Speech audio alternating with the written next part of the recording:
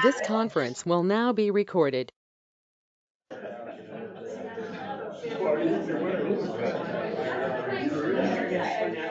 right. May I have your attention? Hi, everyone. Welcome to North Front Range NPO Transportation as well as the Air Quality Planning Council. Today is April 4th. We begin the pledge. I pledge allegiance to the flag of the United States of America and to the republic for which it stands, one nation under God, indivisible, with liberty and justice for all. Thank you. Great ball. First on the list is public comment. Do we have any members of the public? Yes, sir. Come on up. You get 2 minutes. Get as close to these things as you can. Yeah, podium. Perfect, right there. Right here? Yep. Well, first of all, it's been a while since I've been to the MPO, and I want to thank Commissioner James for bringing me. My name is Steve Teets. I'm in Greeley, and I'm on the Bell County Mobility Council as well. I'll try to make it real short. I went to visit my sister the last 2 years, and they have a bus system in Scottsbluff, Nebraska. But the manager of the Scottsbluff told me about another bus company that's in Kimball, Nebraska. And they started a route system, 4 routes last year. One went from Scottsbluff to Kimball, the other one from Kimball to Sydney, and another one from Sydney from Kimball to a little past Sydney. They also have one from Scottsbluff through Kimball to Fort Morgan, Colorado, to DIA/Denver, Colorado. They are working on to having another one from Kimball to Cheyenne, Wyoming. And then also they're working on for this year to go to from Kimball to Fort Collins/Loveland, Colorado. That's what they're working on. And I would like to give you one of these. It tells you a little bit about, I only have one.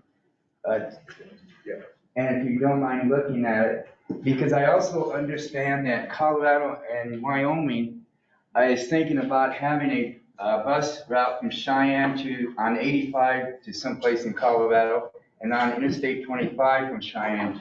And I don't know how far they got with that. Does anybody here know how they're doing in those routes? Anybody know?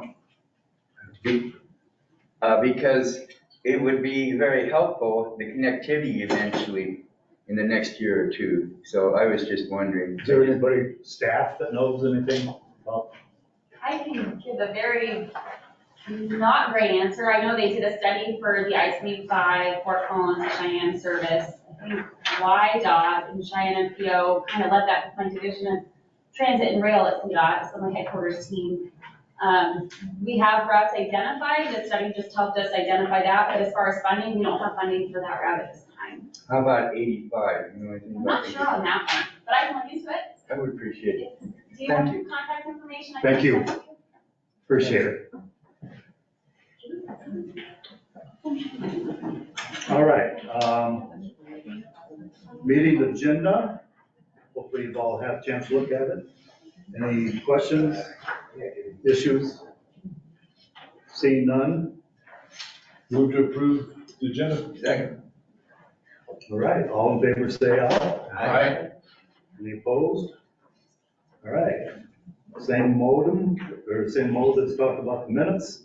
Had a chance to take a look at those. Questions, additions, subtractions? All right, I'll accept the motion to accept them. Move to accept minutes. And second? Second. All right, all in favor say aye. Aye. Any opposed? All right, perfect, thank you. We'll move on to the air quality agenda. We'll start with, actually it's a written report for the Air Pollution Control Division. It's on page 13 of the packet. Next, we have the Regional Air Quality Council, which is in the handouts. Written report in the handouts, and then we got the air quality program updates, hopefully online, we have Dina. Tina is not available tonight. Becky will be. Okay, thank you, Becky. All right, good evening. So as Suzette mentioned, I have a few updates and some highlights that Dina wanted me to present to you. So the first one is in the AQCC section. The AQCC is gathering input on updating their procedural rules. An outline of revisions should be available tomorrow, hopefully. And several informal stakeholder meetings are scheduled throughout late April and May, as well as some more formal AQCC work sessions within their meeting structure. The AQCC GHG subcommittee met on March 27th to discuss their upcoming GHG related rulemakings and discussed updating their 2020 GHG resolution. There are additional AQCC rulemakings that relate to transportation, specifically Clean Mile Standard, as well as oil and gas, buildings, energy use, and methane monitoring. In the RAC section, she just wanted me to point out that the RAC has outlined the timing for revising the ozone SIP for the upcoming Sirius designation under the 2015 NAAQS. And that SIP is due to the EPA in 2026, meaning that everything needs to be completed on this SIP and approved and adopted by the end of 2025. So that is coming up soon. There will be a modeling forum for this SIP to discuss base year emissions on April 23rd, as well as the RAC discussed several projects that they submitted seeking funding before the Air Quality Enterprise, which is one of the enterprises that was recently formed to fill data gaps and improve their attainment modeling. They're waiting to hear back on whether or not that was accepted and will be funded. Additionally, and Suzette will touch on this in her report on some of the bills that we're tracking, specifically for the air quality related bills. There's SB 24165, which has been amended to require reductions in the motor vehicle emissions budgets.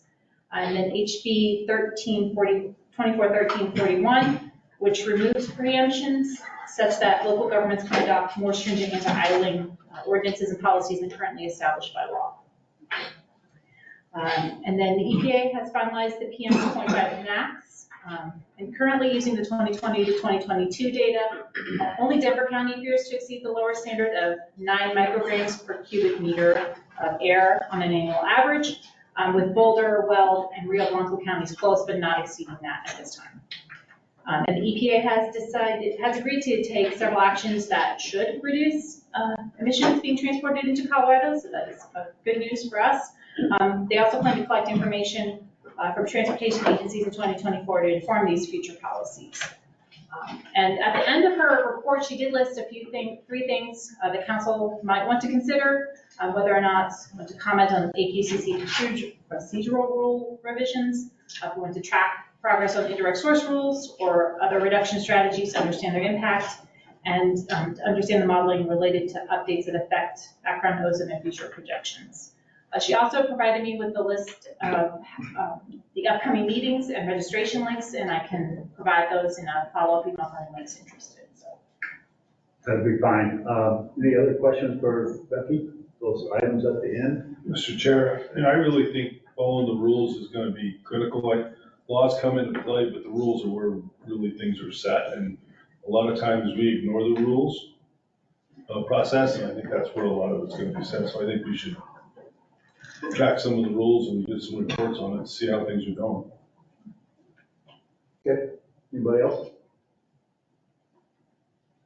How would we do that, John? Dina, he's pointing out. I was gonna, yeah. Well, Dina. Yeah, Dina's gonna keep us up to date, but I think Becky mentioned we have some stakeholder meetings coming up, so I think staff should be part of those stakeholder meetings. Okay.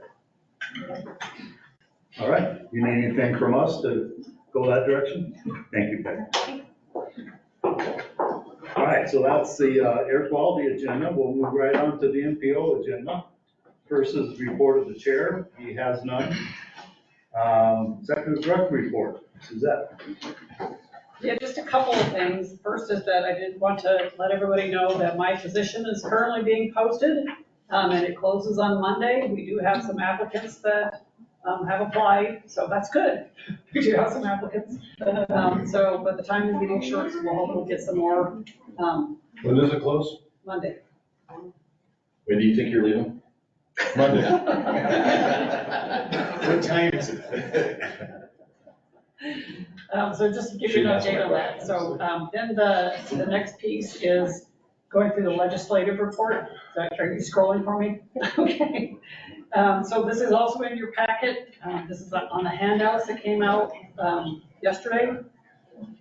And as you'll probably all well know better than I do, there is a bunch of things that are going on right now. So the first one is House Bill 24-1012. This is the Front Range Passenger Rail District Efficiency. The big thing in here is for us, it eliminates requirements for the board of directors appointed by NPOs to be confirmed by the Senate. That is eliminated, so we just appoint who we want to appoint without going through that. It also has removed Weld County from the Front Range Passenger Rail District. Weld County minus Longmont and Erie jurisdiction, and Meade jurisdiction. Longmont and Erie jurisdiction. So they're that amendment did pass. It's on the governor's desk. Right. So they would no longer have a representative or be part of any kind of taxing entity that. That's my understanding, but We are they're being removed completely out from of the the district. So what does that mean for Johnny? Do we? That means I'm out. He really feels bad about No, thank you, Johnny, for your service. Do we get two people? We still, that is still in there, that we still have to get representatives. From Laramie? And I don't know, I mean, I think you're absolutely right. I think we need to talk about who the representatives are, because we had kind of a long discussion about that at one I point. vote Johnny. Second. But you gotta move. It's so funny because some of the folks on the board said you can't leave because you're the only one that actually knows how to build a project. I'm like, no, that's not why I'm here. It's not my job. Well, is there a motion and But I'll I do mean, a well, second? no, I mean, Then why are you here? we're gonna have two people, presumably we'd have two people from Laramie. Correct, Oh, correct. I would think so. Not that we have to if Weld appreciate County's Johnny, out but of if it, he's then not, we still have two if he's not in representatives. the district, that doesn't make, but I can make some So really the good NPO decisions. is granted. well, you can be the train whisperer, and you can tell the rest of us what good decisions to make. Well, we could either finish this tonight or put it on agenda for next time. Well, the bill's gotta be signed first. Okay. It's not law yet. Yeah, good point, good point. Yeah. So can we just put it on the agenda for next month? Can. Assuming it will be signed, yeah. It's gotta be signed, it's gotta go into effect, I would imagine it'd be what, odd one date. Well, let's just wait until we hear about the governor and when he signs it. Then we'll debate the. Yeah, once it's signed, then it doesn't have to have Senate approval, so we can change as we see fit. All right, so hold your nominations and seconds and we'll cross that bridge here shortly. Okay, then the next one is House Bill 24-1030. This is the railroad safety requirements. This is another one that's got a front range passenger rail tie in it. This is talking about the length of train must not exceed 8,500 feet. Railroads must operate, maintain, and report the location of wayside detector systems. They can't obstruct the public crossing for longer than 10 minutes. And then there's the imposing of the fines. And then it looks like imposing the fines for the violations of safety requirements. And then also it creates the Front Range Passenger Rail District Maintenance and Safety Fund. So issuing warrants from the fund to the Front Range Passenger Rail District for safety planning and development during the research, development, and construction of the passenger rail system, maintaining a passenger rail system, and completing the capital development to improve the system of the passenger rail system. So that's what's in that one. Yeah, that one's mind-boggling because the Surface Transportation Board controls that. That's a federal agency. It's not a state agency. I don't know. The railroads will laugh and keep doing what they've been doing for 2 centuries. Yeah, and then they'll say, go to the Surface Transportation Board, and they'll lose. And then we'll pass a law that really makes sense. Yeah, I didn't understand why this was even attempted. I think they're trying to, I think there was, Make some noise or something. trying to stop blockages, would be my guess, on roadways for longer than 10 minutes, but probably because, we have railroads that go through all of our major communities, so that's probably my assumption what they're doing, but I don't know for sure. Okay, then Senate Bill 24-032, this is the methods to increase the use of transit. Some of these we've seen in the past, and this is creating a statewide transit pass. This is the exploratory committee for that. The ozone season transit grad program, we've seen that before. That's where transit operators receive some state funding in order for people to have a fare-free transit experience. They've also added the youth fare-free transit and then also the income tax credit. This one hasn't really moved much since the end of February. So that, I don't think that one's, I don't know what's going on with that. One's kind of quiet right now. Then we have Senate Bill 24036. This is the vulnerable road user protection enterprise. I did look this one up and the vote has been postponed indefinitely on this one. But there's a new draft version out that I saw today that is, I mean, is it okay if I tell you? Yeah. What's in it, I mean, it looks very, very different from this. It doesn't have a fee associated with it. It would just take some of the dollars out of faster and, I think only about $7 million it looked like, and put that towards pedestrian and maybe bike or multimodal infrastructure. It would also increase use of AVIS, is that what it's called? The Automated Vehicle Identification System, so that local municipalities could use that around parks and schools, so could levy fines, speeding fines in those specific areas, which I think you probably already could, but because we all have like camera radar kind of opportunities, but, and then I think it says that CDOT can create these zones of, and use that AVIS technology to be able to, so I think it just expands the use of AVIS technology, but I think it calls on CDOT to monitor that or have some say in what that looks like in local communities. And then the third piece was just around lowering the acceptable deaths or whatever that those sort of terms are, so trying to lower, the getting to that vision zero kind of thing. So asking for more of a comprehensive look at that.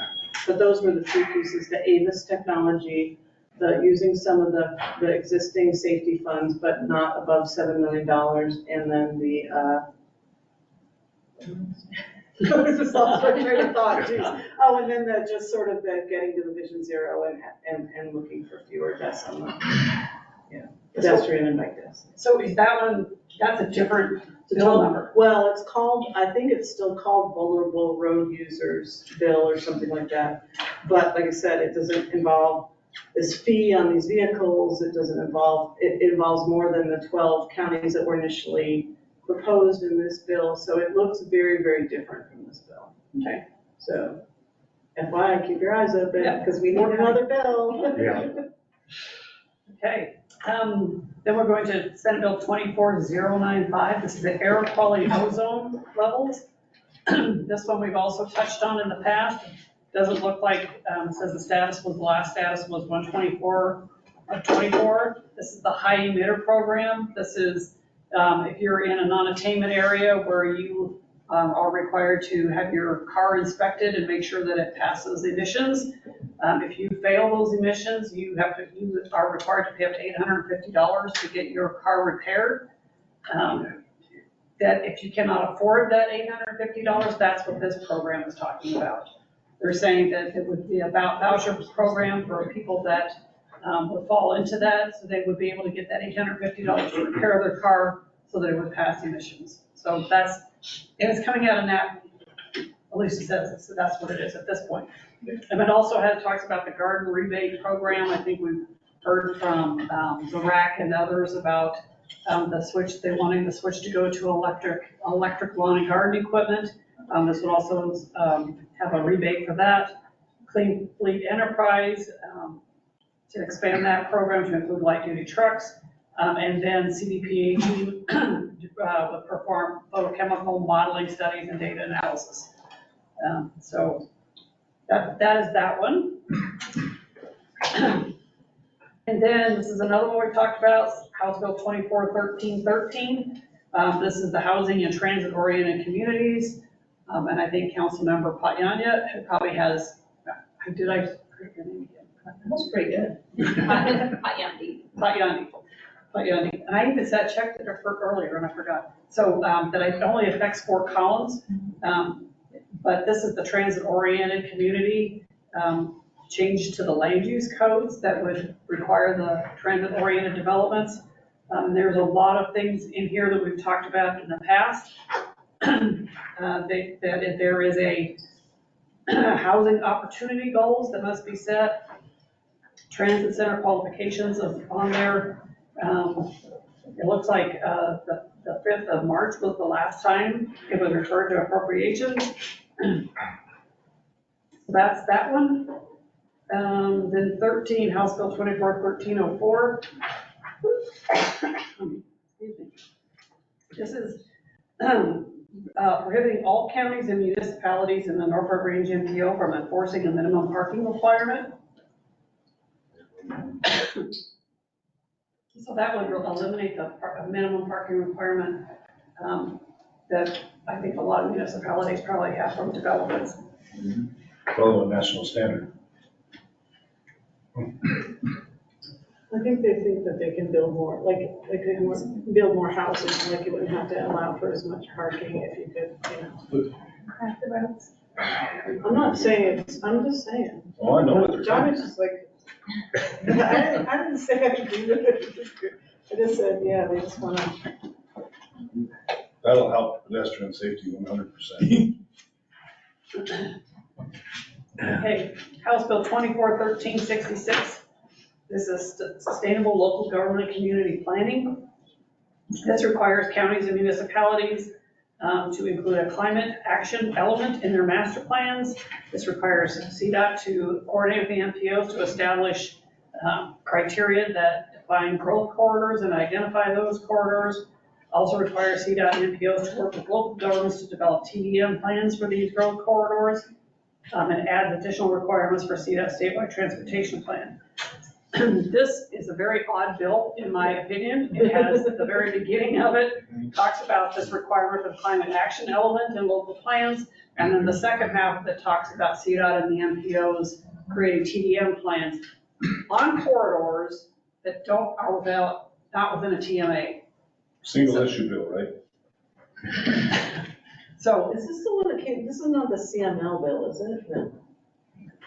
so this one, so for example, we just had the US 34 coalition meeting ahead of this. So what that would mean is that area between where Loveland and Johnstown stop and Greeley begins, that area we have to do a TDM plan on, and only that section, which I personally have a hard time with that geography. That doesn't make a lot of sense to me, but we would have to be doing that with our transportation plans. You know, this year, CCI and CML are very good at fighting unfunded mandates. It seems to me that MPOs need to be vocal about fighting unfunded mandates this year, because the amount that this legislature is putting on MPOs is unacceptable. It just is. And building communities.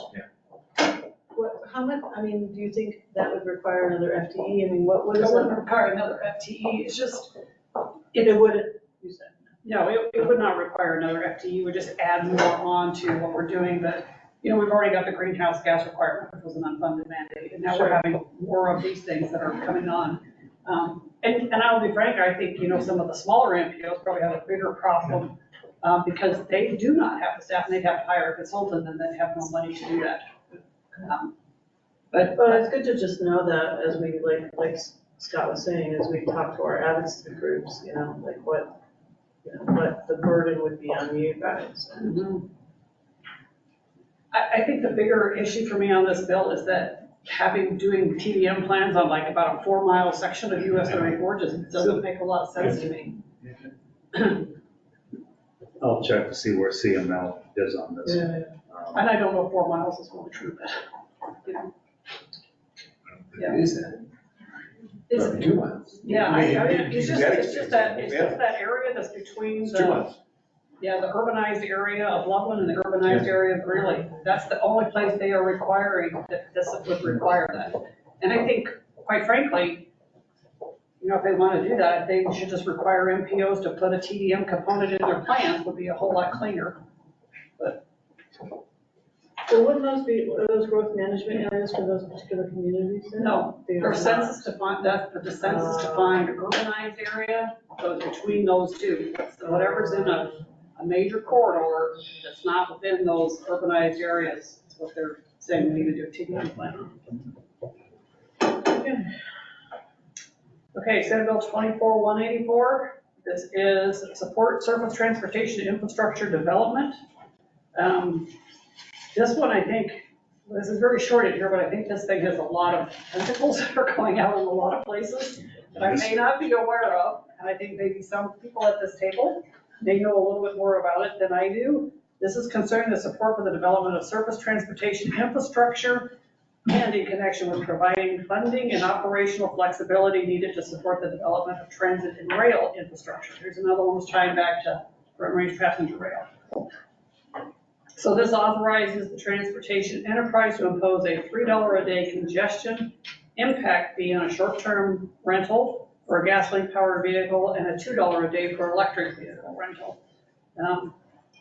And this authorizes RTD to extend the construction and operations of its northwest rail corridor to Fort Collins as the first phase of front range passenger rail service. So that is, I know it says authorizes RTD to extend the rail service to Fort Collins and possibly other communities. I don't know that much about this bill. I will tell you right now, this bill takes CTIO money, segments 8 all the way through 2. Any additional funds that are created in that could be used in the corridor, which they consider the corridor I-25 to 287. So any additional revenue that would go to maintenance of our system or improving our system or expanding our system, they do not need to keep that money in the corridor anymore. The faster law, and when it created HBTE, said any money that's taken in a corridor has to stay in the corridor. This now takes it out of the corridor. Well, I mean, my understanding is it stays in the corridor, but it can go to multimodal. It doesn't have to go. No, this, I'm gonna tell you right now, this bill allows them to put it on the front range passenger rail, which is not in the I-25 corridor. Well, part of it is, but. I don't know which part it is. Well, I mean- 27 in region 4 I mean, Fort NFRMPO. Collins to Longmont is I-25 corridor, and that's where it's going. Or Collins to Longmont's I-25 corridor? Well, I mean, it's, it's parallel to the I-25 corridor. It's 287 corridor. That hasn't, it's 12, it's 10, but 4 miles away from I-25. Yeah, zigs. If it was on I-25, Will County would be in. I have very passionate feelings about this, so they'll probably be quiet. Because you want out of here at 7:20. It's gonna, it basically So I can go drink over this damn bill, that's. It'll basically double tax, because you're getting taxed for the front range passenger rail, then you're paying for I-25 mobility, and then that money's gonna go to the front range passenger rail. So all the citizens that drive the managed lanes on I-25 are getting double taxed for the rail. Not a tax, John. It's a fee. The way you see it. You stand corrected. Okay, moving on to the next one. House Bill 24-1330, air quality permitting. This one is concerning the modification to the processes to obtain permits for activities that impact air quality. Currently at the Air Pollution Control Division, there are permits required for any business that is emitting, that they do go through a permitting process with them. So this changes a little bit, and you can see in the summary it says, one of the things is permits could only be issued in the non-attainment area if the proposed source achieves at least a 100% offset of any non-attainment pollutant increase. So that would be a change for sure. And then no additional permits would be issued for sources located in a disadvantaged community. And then affects all new permit applications processed by APCD to address any pollutant in an area designated as non-attainment. So it would allow local agencies to request more stringent emission limits for sources within their jurisdictions. And it would add additional steps in permitting activities for all communities in the North Front Range. Okay, Senate Bill 24-165, air quality improvements. This concerns a measure to reduce air emissions for air pollutants that that negatively impact air quality. So this is requiring the AQCC to adopt rules for the controlling emissions from facilities, buildings, structures, installations, or real property that generate mobile source activity that results in emissions of air pollutants within the non-attainment area. That's quite a mouthful. Defines the ozone season. And this begins in 2025. Ozone season, any oil and gas production activity within the non-attainment area must pause for the duration of the ozone season. And then also requires CDOT to establish a VMT reduction target for the non-attainment area and develop policies and programs to assist MPOs in meeting those targets. So that is another MPO piece in that one. Mandate there. And I think that's the last one I have some more detail on, and then there is a whole list in your packet, like on page 11 and 12, that just has a listing of other bills that may be of interest or not, that is there for your information. And that is the end of my report. Thank God. Ended just in time, right? Senate Bill 123 that simply says regulate harder. Can I- Just regulate harder. Can I just ask a question about this last one? So Yes. since with the impact of the MPO on this one, isn't this work that you're somewhat doing already or not really? Well, so when they say reduce VMT targets, that wording in there, I have a problem with to start with. Okay. Because we are a growing community and reducing overall VMT will never work. The only way we can actually see any reduction in VMT per capita, so that there's a change in VMT reduction per capita. So that would be the first part of that. And I think that language is in the bill per capita, I'm not 100% sure. But yes, we already do things. I mean, that's why we help with the transit money, we're doing TDM and TMOs and yes. Right. Yep. So do you think you would have to do anything beyond what you're doing already? I don't, it's unclear.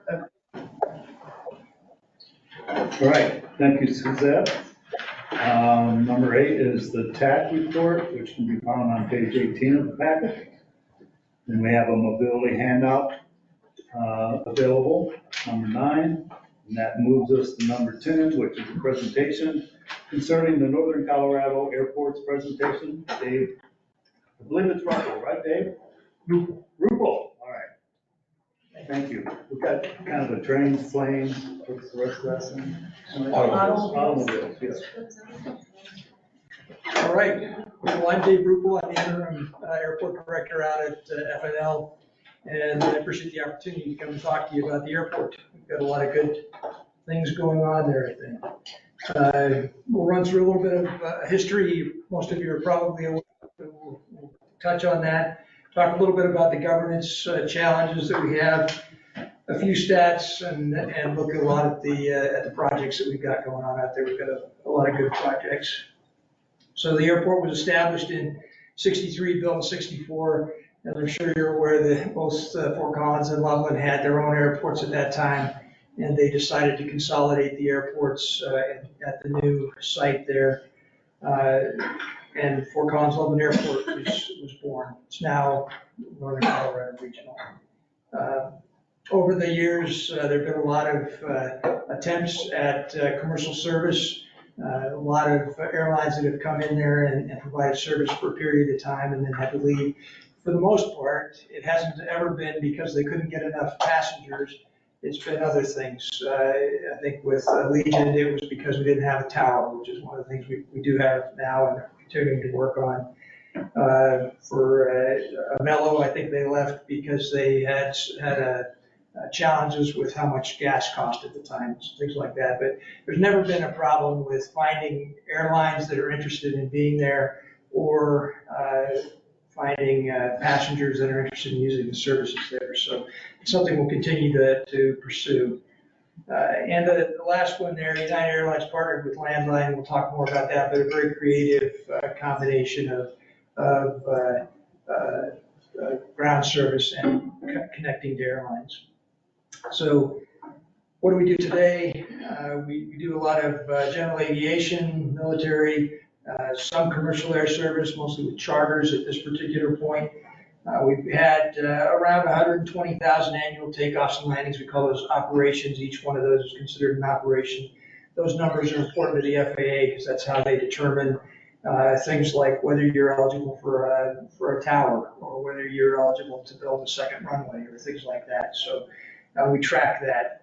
260 based aircraft, 12 businesses, and we've had air traffic control services there since 2020. So the governance challenge there.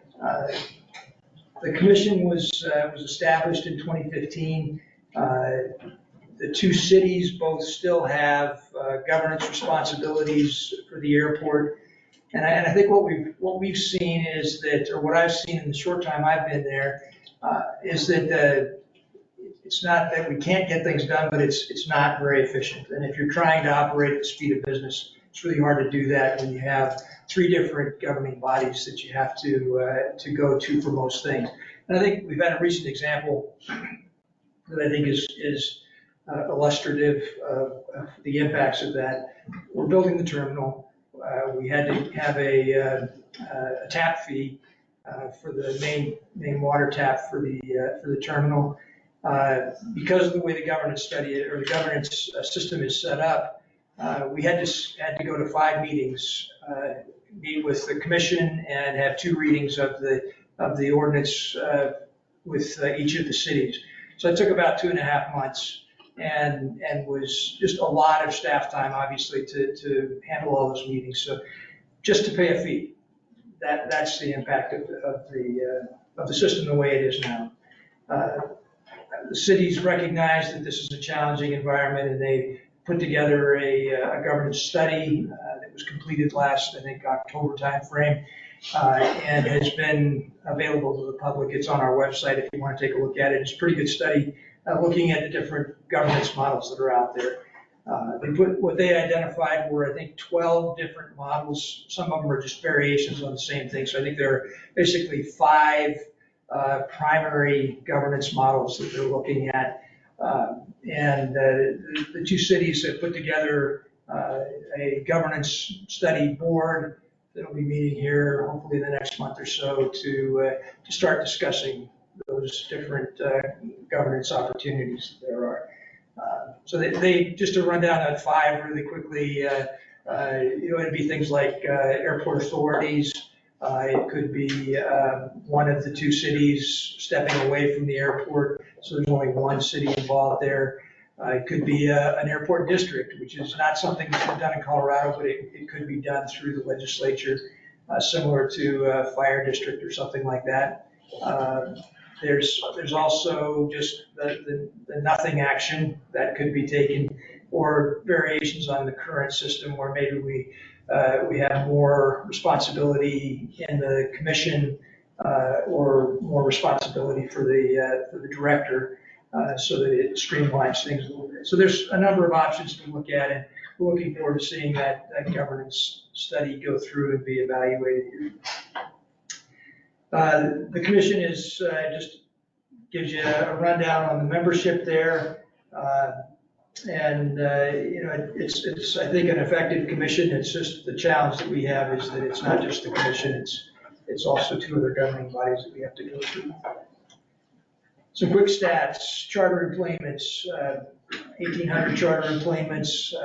We primarily see those as the sports teams from the local colleges when they're traveling to competitions. But we do have a few still going to places like Las Vegas and that kind of thing, but most of them are the sports teams. And then the ground transportation piece of it, that includes both landline and groom, almost 20,000 employments there, or people traveling on those. And we'll talk more about landline and what that looks like in a moment. 30 new hangars going up. I think they've got about half of those that are just about ready for use. And we're working on building some additional hangars out there and opening up some additional development there. We're a Part 139 airport, so that means that we have to have security. Everybody who comes onto the airport has to either be escorted or have a badge, like one of these, to be able to access it.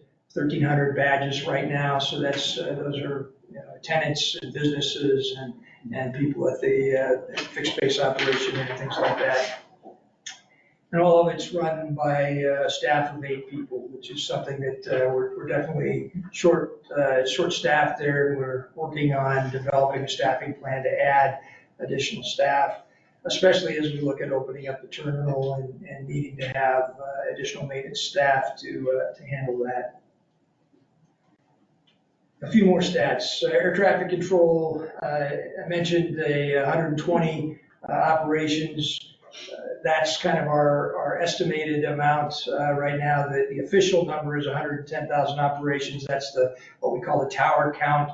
The tower only operates from 8 to 1,800, so we know that there are quite a few operations that occur either before or after those tower hours, and that's where we get that 120 from. We do have a new system in place that will help us to track those other operations and help us to get credit for those as well. But we've seen a gradual rise in the number of operations. A little hard to see on the graph that in there, but it kind of inches its way up a few percentage points every year that you see that growth. Aviation fuel is probably our largest source of revenue on the airport, a little over 1 million gallons a year, most of it in Jet A, which is what the jets use, and the corporate aircraft, things like that, and a much smaller number for the small piston aircraft that operate there. Can I ask a quick question before you go to the next slide? Sure. I didn't mean to interrupt. I thought you were going to go to the next one. Can you explain what happened with the virtual air traffic control system and everything? And I'm going to get to that. Okay. It's coming up.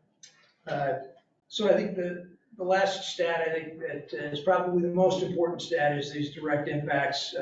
These numbers come from a CDOT aeronautics study that's done every 5 years. And they're just starting the new version of it just right now, in fact.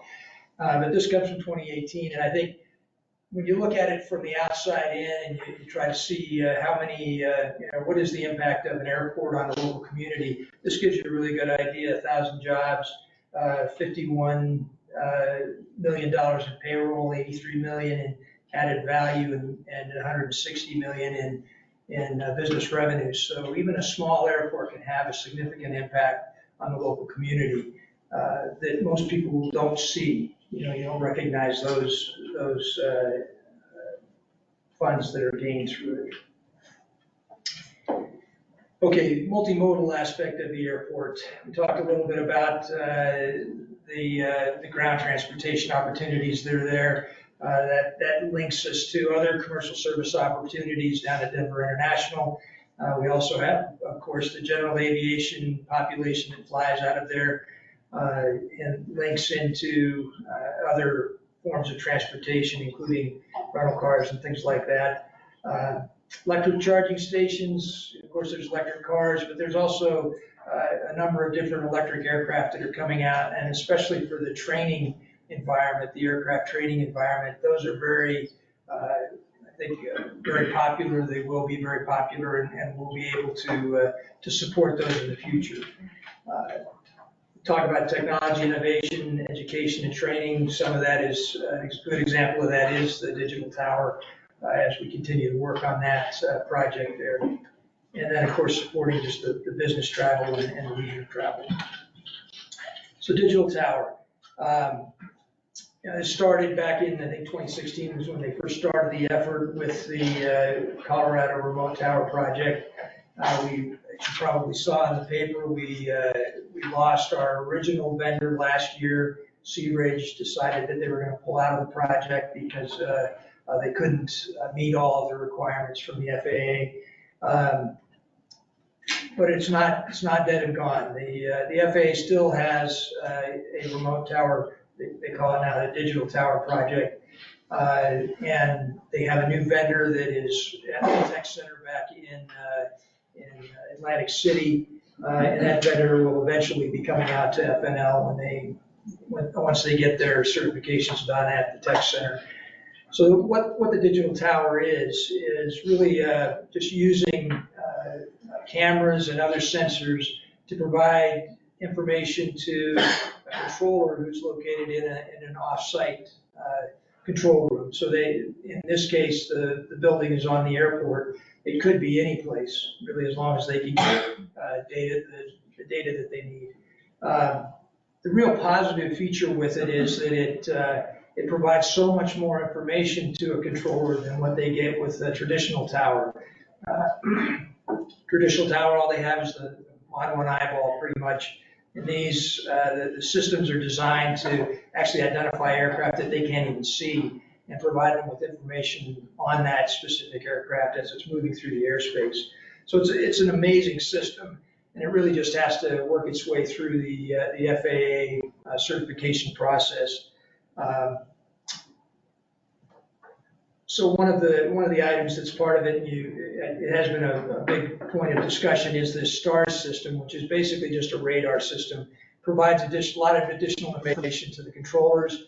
In large towers, they'll have a STARS system in the tower. We've been working with the FAA to try to get the STARS system that is currently located in the digital tower control room moved to the mobile tower so that our controllers can have access to it. We haven't been successful with that yet. But it is a really important part of the whole system, and it's something that we're working hard to keep, regardless of what kind of air traffic control system we eventually end up with. The new vendor is a group called, it's RTX and Frequentis. RTX is a Raytheon company, and obviously Raytheon's a big company, and they do a lot of this kind of work. One of the things that they have done with this digital tower is that they installed it at 3 different military airports, and it was successful there. The controllers that used it felt that it was a great addition. It gave them much more information than the traditional tower systems did. They plan to install the system at FNL once they have it certified.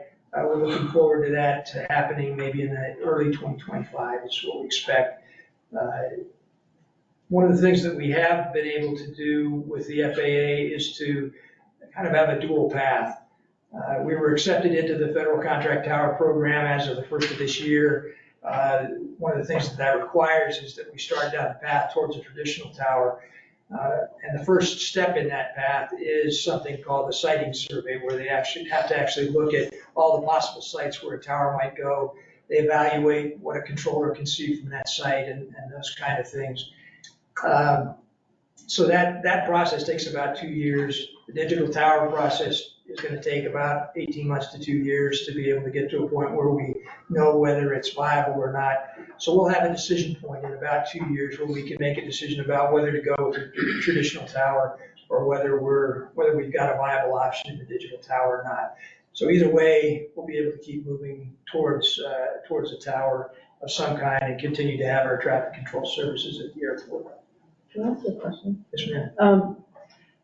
With being accepted in the tower program, doesn't that give, is that dedicated dollars then that, is it a multi-year commitment sort of for keeping up the tower, whether it's the digital or the traditional tower? So no, all it really does for us is it pays the salaries for the controllers. Oh. We're responsible for providing in this case, the mobile tower, and eventually we'd be responsible for maintaining and upkeep on a traditional tower if we go that path. But it does provide those salaries. It's a big piece. It's about $700,000 a year that they provide in salaries for the controllers. Is there a multi-year commitment in that then? It's an ongoing program. So as long as we have a tower, we'll be in the Federal Contract Tower Program, and they'll supply those. Because I remember when I was on council, we were trying to get into the tower program. So. Yes. Yeah. So they don't normally allow, airports that don't have a traditional tower don't normally get into the contract tower program. We were able to because of the digital tower and because we had a mobile tower, and they allowed us to kind of squeak in through a special deal there. So definitely a good thing for us to be a part of and a big help. Yeah, it's wonderful. Terminal project. If you've been over there, you've seen it's making some good progress. We've got some good pictures of it here in just a minute, but I think a great addition to the airport, both in terms of much better access to commercial service in the future, and also much better experience for the people who are utilizing the airport. whether it's for charters or for future commercial service. When we look at commercial service for the airport, I think I hear a lot of questions at times about, well, is that really something we want to do? Is it needed by the community? But when you look at the catchment area, which is essentially the number of people who are likely to use that service, our catchment area extends from Estes Park to Greeley and Cheyenne to Erie, basically. That's about 900,000 people who have some of the highest average salaries in the state. In addition to that, if you add in the northern part of Denver, which it's within striking distance of the airport, that's about 3.5 million people that could use those services. So there's definitely a need, there's definitely an interest. We already have airlines that are contacting us and interested in bringing service there if we can work something out with them. It also unlocks some federal funding for us. Right now, we're able to get grants for about $150,000 as a general aviation airport. Once you have 10,000 enplanements as a commercial airport, you're eligible for $1.2 million in they call them formulary funds. So it's essentially every year we can get that funding and use it for whatever we want to on the airport. Cost of the terminal project, $25 billion, 90% of that is paid by the federal government through 4 different grants that we have. And then both cities invested $1 million in it, and the airport capital reserves provided another $2 million.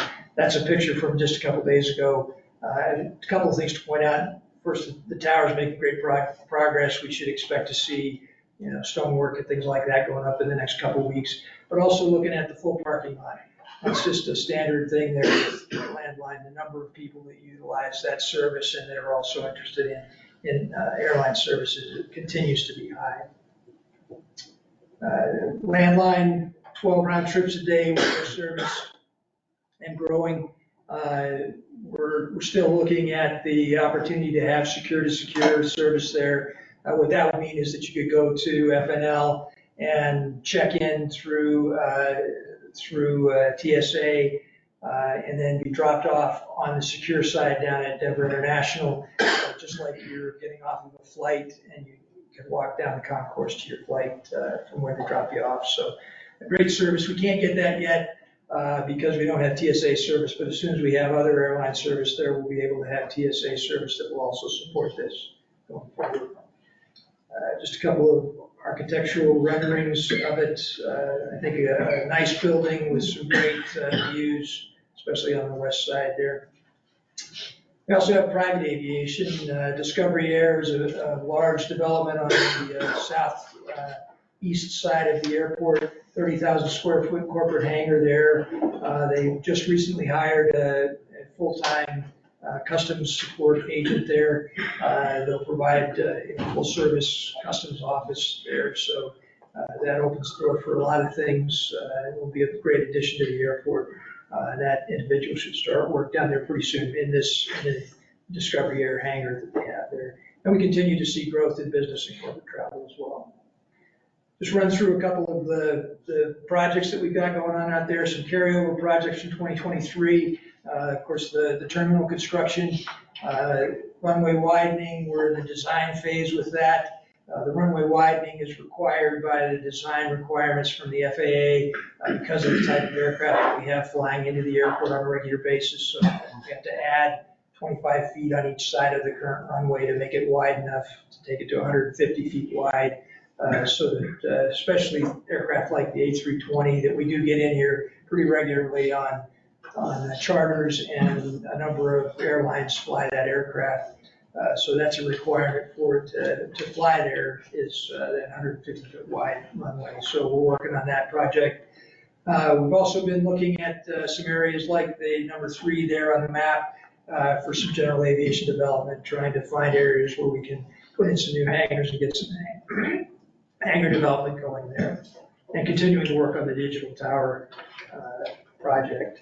Again, looking at 2024, still working on the terminal construction. That'll be finished in September. The runway wide design will be finished this year, and then construction will start in 2026. That delay is mainly because of when the grants become available from the FAA. We're also doing upgrades on some of the taxiways back in our primary hangar area there.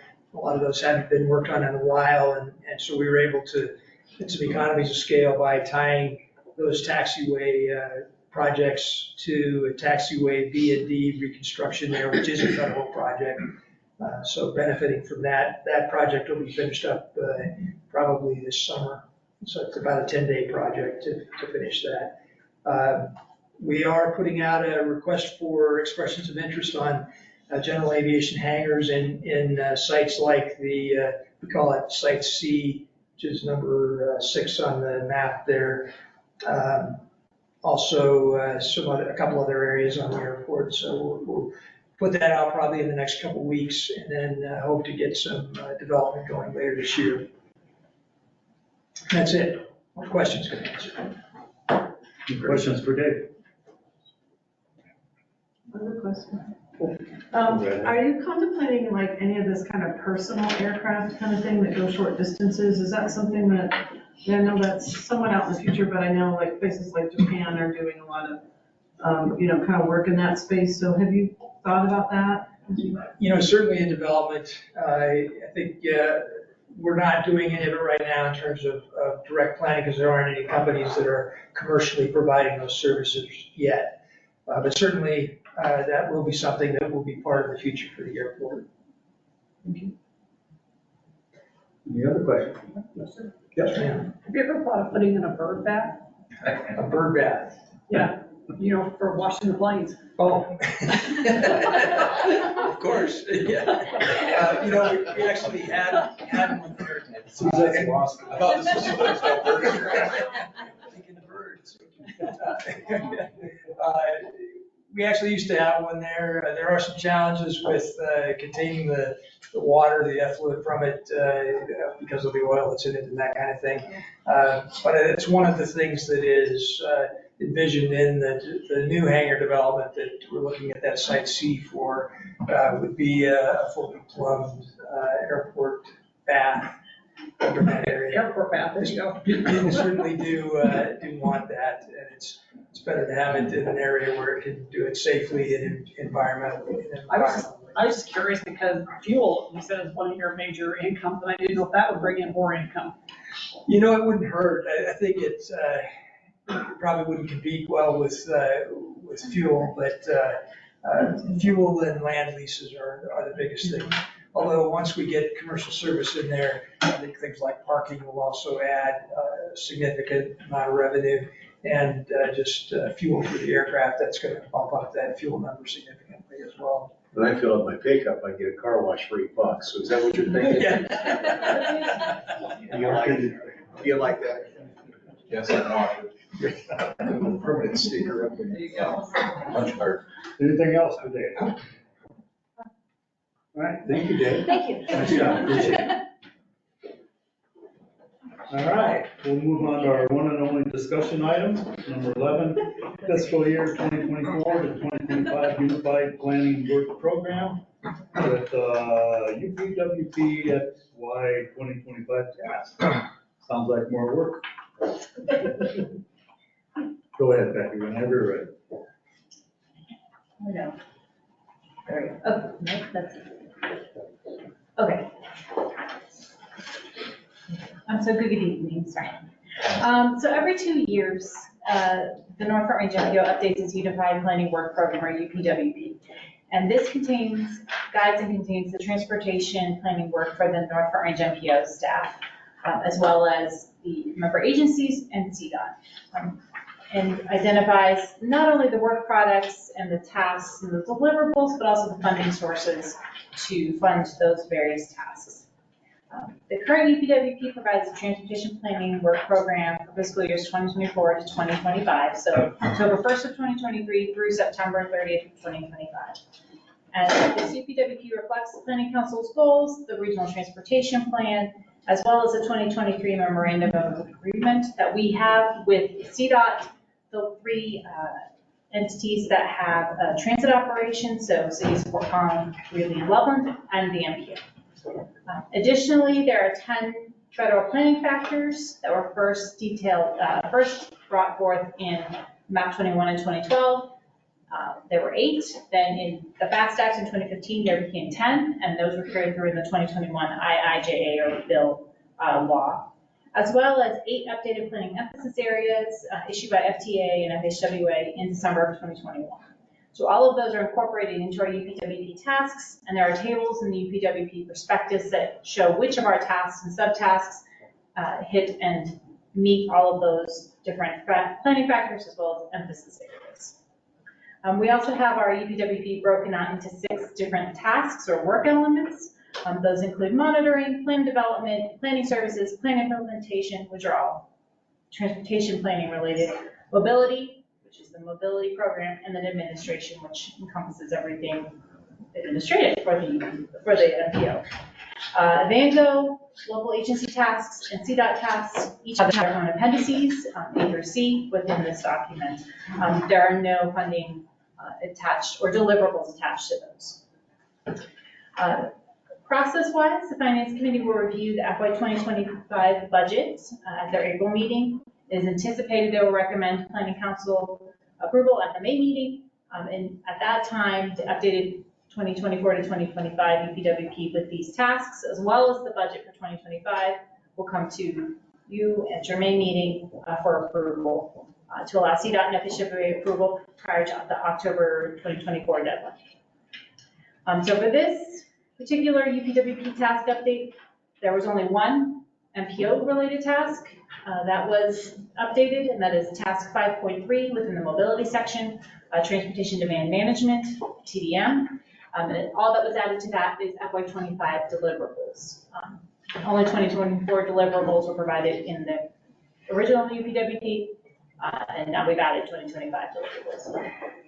In Appendix B, or local agency tasks, there were 3 tasks that were added: transport, passenger intercept, and mail surveys, and then transport FC moves innovation zones and mobility hubs study optimization study. It's a mouthful. And those are from FTA provided funds, and FTA requires that these types of studies be put into our UPWP. The last task is the Greeley Mobility Development Plan. It was part of the local agency tasks in the previous UPWP, so 2022 to 2023. It is not completed, and it just fell through the cracks, so we're adding it back in. So it's not a new task, but it is a new task, so you're adding it back in. And with that, I'm happy to take any questions if anyone has any.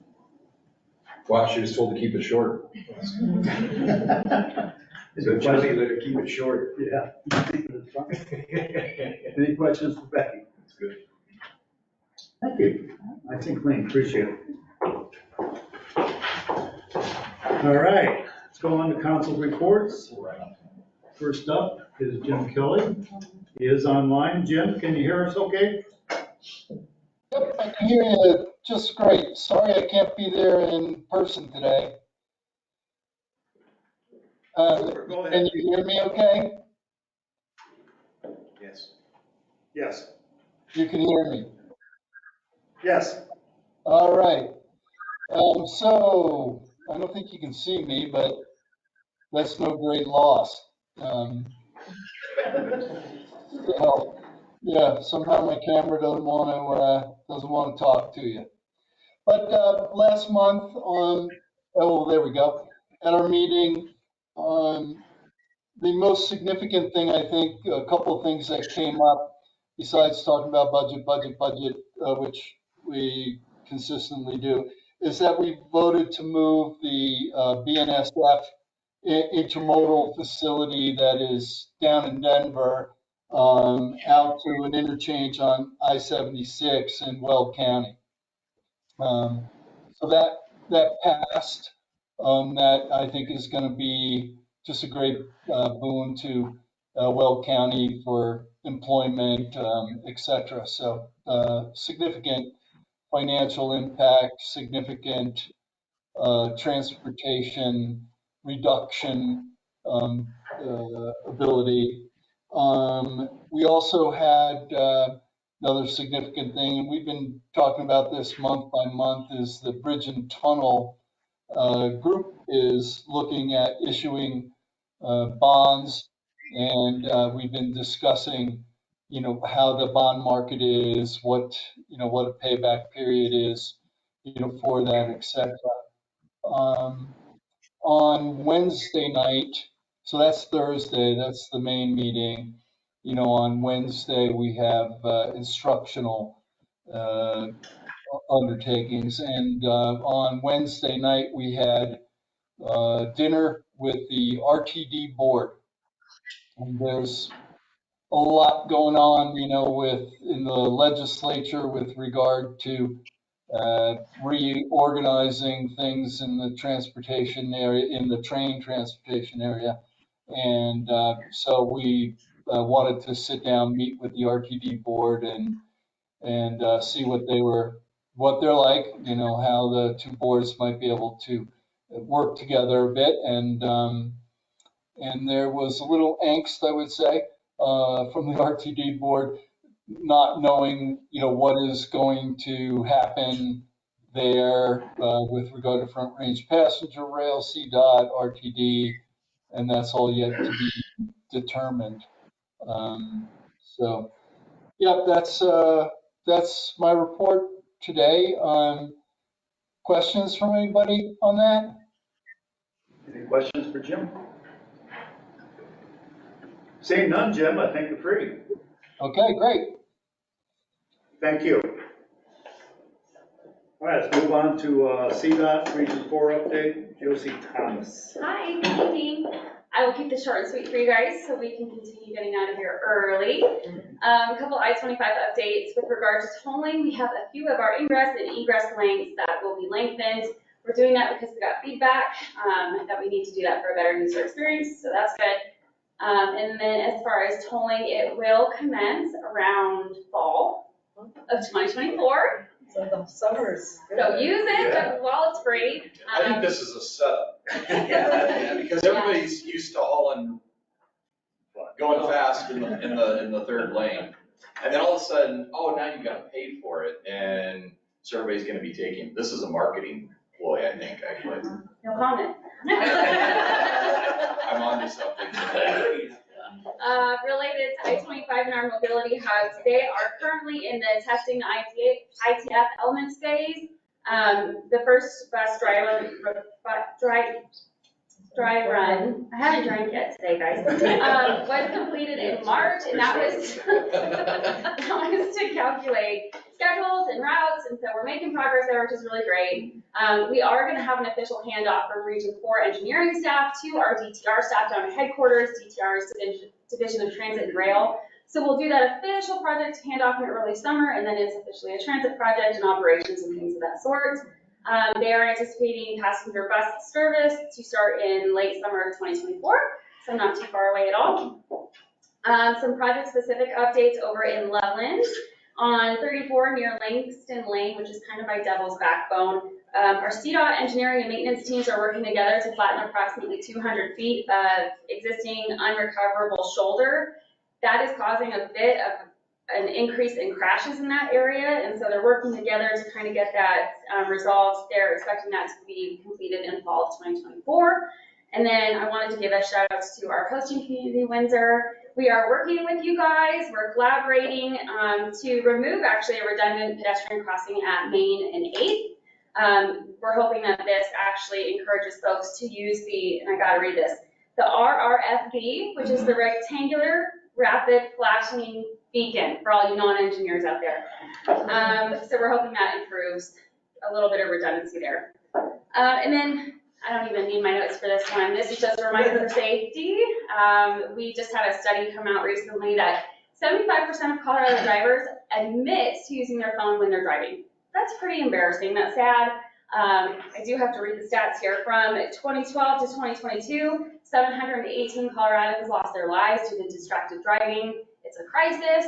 CDOT, we can do a lot of things. When it comes to human behavior, that's something where we don't have all the control, unfortunately.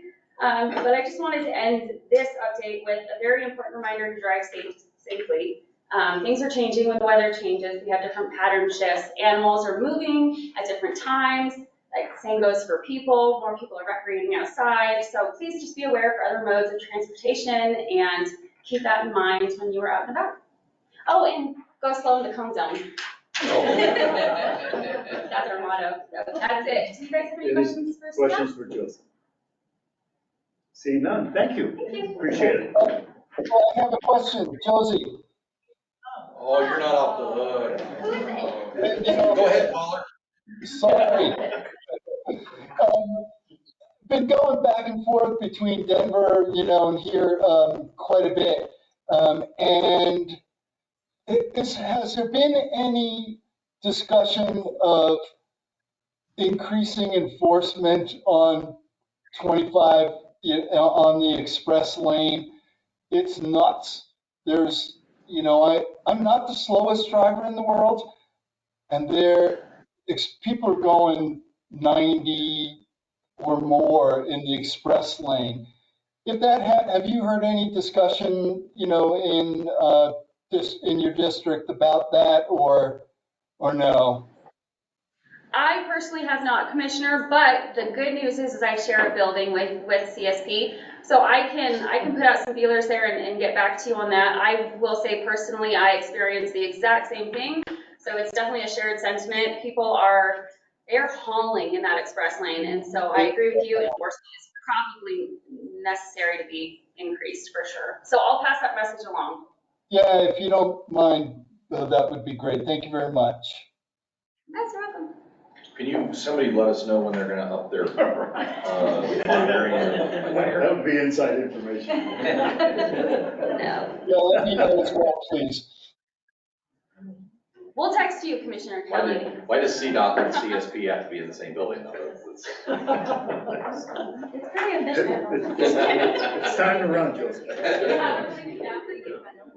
All right, next we have the staff report. You can find that in the packet on page 24. So that is Colorado Transportation Investment Office. That's a written report, page 26 in your packet. And then that gets us to I-25 Coalition. Scott James is up. I-25 Coalition met last evening at our appointed time and place, which is Zoom, thus my spare bedroom. Always well attended, good meeting, moved forward, took a main position on SB 184, endeavoring to make I-25 whole. The amendment that we are seeking is just the commitment to keep the money on the corridor until they finish the promised managed lanes in segments 3 and 4 before we can go ahead and get a return on our investment. The $90 million that we spent on multimodal hubs. We understand Senator Malika, among others, is supportive of the amendment. We will see how that goes over the next few days. But before that, excited about the continued formation of the High Plains Boulevard Subcommittee. Thanks to Evan from Will County staff for all the work he's doing on that. Put together some unique goals and objectives last evening that was well received by the group. We'll continue to move forward on that. That from CDOT throughout our municipalities is seen as a good advocacy point. We hope to finalize, and Elizabeth helped me there, because I don't fully understand where we're at with congressionally directed spending. We got it or we don't? I'm not sure. We haven't, Okay. they haven't sent out official, I would say, award letters. We all got emails, I think, that said, yeah, you've been selected, but not an official award letter. But my understanding is that they're moving forward through getting ready to start the contracting process. Yeah, that is a good boost for that 9.5/High Plains Boulevard corridor. So that is my report, Mr. Chair. Thank you very much. Go on to US 34 Coalition. Somebody from Windsor, Chairman still here? I'm still here. There he is. No, I'm just kidding, but we just had that meeting a little while ago, so just a quick update. A bulk of our meeting really had to do with our TMO organization and board structure. So we're going to use the MPO office as the at least temporary location as we try to find 2 desks for the executive director of the TMO plus intern. And the name is going to be Go NoCo. If you haven't heard that, and they'll be looking for a website and so on. Looking at the board structure, we are going to be a 501(c) nonprofit organization. And it looks like we'll have if Estes Park participates, we'd have 7 municipalities, if not 6. the two counties, of course, CDOT being a voting member plus 4 voting members from the private sector. And so that's going to be our board structure. In about 2 weeks, we should be releasing some new bylaws. And then by Friday, April 19th, each of the counties and cities need to respond with the name of who will be the representative on that board for their community. And I think that's it. And you can send those names to me. Okay, thank you, and congratulations again on your election. Next up is Non-Attainment Area Air Pollution Mitigation Enterprise, otherwise known as NAPME. Commissioner Stevens, you're up. Yes, we met on March 28th. We elected the chair. I was the chair. I got reelected as the chair. It wasn't my idea, but I got another 2-year term. Possession is not intensive. Good luck. We are looking at getting dollars out the door. We will hopefully have a small grant program that'll have an initial allocation of $17.3 million. Looking to kind of have that out kind of at the end of September. Probably have a few months till the end of the year for people to submit applications for those dollars, and then look at, funding early next year. And then maybe we have about $28 million remaining, 11 million out for that following summer. And then probably look at larger projects after that. So smaller projects, think like any kind of multimodal projects, sidewalk connections, bike lanes, things like that. And then with the call for larger projects, we may look at bonding because some of these bigger projects will require bigger amounts of money. So I think BRT and other things. So, but that's out in the future. So, but it's good because we're getting closer to getting money out, which is nice. And so I hope that some of the NFRMPO communities will apply for some of those dollars. And that is it for me. Thank you. Thank you, Commissioner. Let's move on to Front Range Passenger Rail District. Will is out celebrating his victory. He is not online or present, or live, maybe. Johnny, will you take it, please? Yeah, so we met on the 21st, at a workshop, and it was, we went over the polling results, and then we went over our potential financial plan. They're looking at 16 to 22 cents on the dollar for potential. They're just giving us a range of what it would take to build, maintain, and operate, and have dollars in the kitty. So I'm going to try to get the presentation and send it out to Suzette to get out to everybody, because it's something that I think would be good information. It's hard to go through it. It was like a 4-hour meeting. And then we went through the polling results, which was very positive. 62% was very, likely or somewhat likely. The thing that bothered me, and this is something that we talked about, is I brought it up on the call, was the question was, would you support intercity rail along the I-20, in the I-25 corridor? I think that's a little bit misleading on the discussion personally, but they said that they were going to go back out. We're going to do another poll. So our financial group is looking at tidying up those numbers and what it's going to take to maintain a board and Front Range Passenger Rail, and then the new polling will go out a little bit later this, I think in April. Johnny, is there a secondary question about usage of the Front Range Passenger Rail system? I mean, you ask if you support it. We certainly feel good when we watch other people ride a train. Would they use it? Yeah, there's a number in there for that. Okay. Would you likely use it or not like, it was somewhat likely, strongly, whatever. There's a question in that too. I just want to make sure that I share the right report. I don't want to get in trouble with my board, so I'll talk to Chrissy and try to get that out to Suzette so everybody can see, because it's good information to have and be able to analyze, so. But that's it. Thank you. And last but not least, Paul is going to say goodbye to us. Bye, Paul. Bye. Thank you. Goodbye. First, I'll give an update, then I'll exit on stage left. We have several different projects going on here in the form of transportation projects.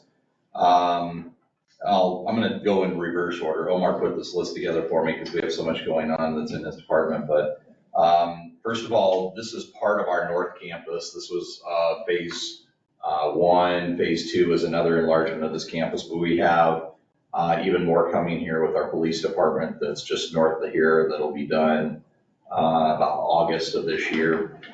Windsor's proud that we're paying cash for that building, nearly $30 million. And, but we have a roundabout that's coming up in here. This county road that you got on to get here is all gonna be widened all the way down to, County Road 70. We've also got, the extension, the County Road 70 is gonna be, basically, it's gonna involve being a alternative route to Main Street in Windsor. I wouldn't call it a truck route or anything like that. It's gonna be similar to, Steeplechase Drive, which is also New Liberty, and how that goes through on the south side of Windsor, kind of at an angle. So it's going to go from southeast to northwest, and kind of allow a more direct way to get to Timnath and Fort Collins without having to go all the way out to the highway, et cetera. So that's in 30% design stage right now. Colorado 392 and Hollister Lake Road. This is basically where 257 comes up from Greeley, that goes across 392. At that point, that same road is called Hollister Lake. It goes all the way up to what we know is County Road 74 or Harmony. Hollister Lake is getting, right north of 392 is getting a massive new intersection put in there. It's a very wide road, and so we're having to expand that whole intersection right there. That's a cost of $2.3 million. We've also got the 11th Street multimodal improvements. So this is where the high school is right now. High school and the police department is at 11th and Main. And basically that whole road's getting widened up, but we're putting in a bunch of different new buffered bike lanes, pedestrian crossing right there, et cetera. That's 1.8. And then we were awarded a $120,000 grant for safe streets and roads for all, which will enhance our town's existing roadway safety action plan. And the biggest one that is going to be earth-shattering in northern Colorado, believe it or not, is right down here. If you're headed west on 392 towards I-25, 392 bottlenecks as it goes over the river. That project, just to go, what is it, a quarter mile?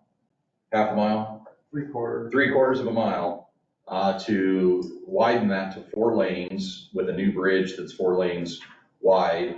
The bridge to go over the Pooter right there, by the way, if you go over that bridge to be in compliance with the new FEMA floodplain standards after the 2013 flood, that bridge has to be 6 feet higher than what it is right now. So just envision that when you go over that. That project right now is estimated to be $34 million just to go 3/4 of a mile. But it's a major delay part of our road getting in and out. Don't come east down the hill during rush hour in the afternoon, close to 5. You'll be there. It's backed all the way up the hill, all the way down to the county line, basically. Don't go west in the morning. And don't go west in the morning, or you'll get stuck on the hill. Just don't leave Windsor. Right. Yeah, just stay here and spend money. So basically you're telling me it's gonna be in navigable waters by major ships. You can maybe have a port over there. We're not allowing any barges that push anything. So, Thank you very much. yeah. That's all I've got. That's all I've got. In all seriousness, thank you for your service. We appreciate it. We'll probably see you in another capacity. Well, we'll see, yes. Okay, all right. With It's been a that. pleasure though, serving on the MPO board. Yep. We're out of here. Thank you.